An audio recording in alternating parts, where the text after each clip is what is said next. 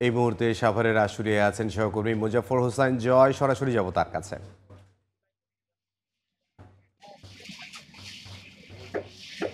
আমি রয়েছি অঞ্চলে। আপনারা জানেন যে দীর্ঘদিন ধরে আশুলিয়া শিল্পাঞ্চলে কিন্তু একটি উচ্ছৃঙ্খল অবস্থা বিরাজ করছে, যেখানে আমরা দেখতে পাচ্ছি যে আশুলিয়া শিল্পাঞ্চলে বেশ কয়েকদিন ধরে কারখানাগুলোতে অস্থিতিশীল অবস্থা বিরাজ করছে। এই পরিপ্রেক্ষিতে কিন্তু বেশ কিছু কারখানা কিন্তু বন্ধ ঘোষণা করা হয়েছিল। আজকে সকাল থেকে কিন্তু আমরা দেখতে পাচ্ছি যে আশুলিয়া প্রায় হাজারের অধিক বেশি শিল্প কারখানা রয়েছে, যেগুলো খুলে দেওয়া হয়েছে এবং আমরা দেখছি যে দলে দলে শ্রমিকরা কিন্তু সকাল থেকে কারখানাতে কাজে যোগ দিয়েছে এবং উৎপাদন ব্যবস্থা কিন্তু অব্যাহত রয়েছে।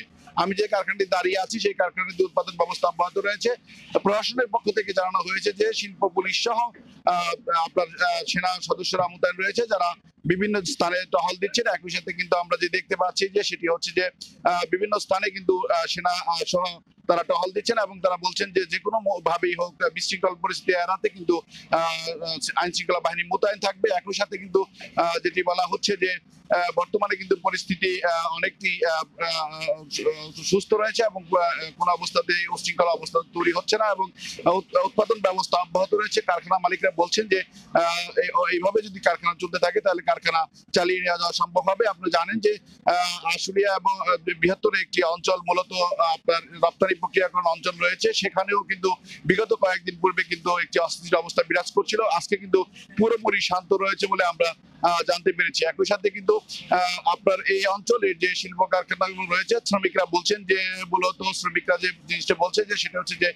মূলত কারখানা যদি চালু থাকে তাহলে তাদের রুটি রুজির ব্যবস্থা হবে। এই কারণে কিন্তু তারা চাচ্ছে যে সকল উস্কানির বাইরে যে মূলত কারখানাগুলোতে কাজে যোগ দিতে এবং তারা কাজ চালিয়ে যাওয়ার প্রত্যয় ব্যক্ত করেছেন।